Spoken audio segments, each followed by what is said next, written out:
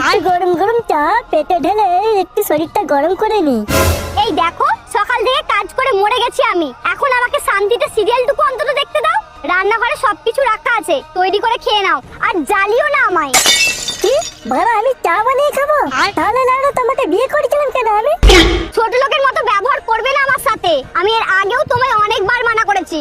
ছোট লোকের মতো ব্যবহার করবো না মানে?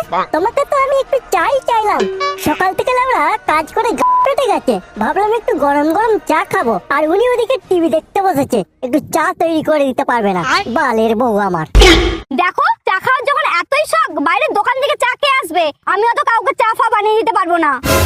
চলে যাও তো সকালবেলা ঘর থেকে এক কাজে বেরিয়ে, বাড়ির রাজ্যের কাজগুলো একদিন করে দেখো তো, তারপরে কথা বলবে আমাকে। কি বলে বালের কাজ করে ঘরে? ওই তো কাজ করে উদ্ধার করে ফেলো। উদ্ধার করি বলেই তো এখনো পর্যন্ত তোমার মতো ছোট লোকের সঙ্গে সংসার করছি, আমি বলে তোমায় সহ্য করছি।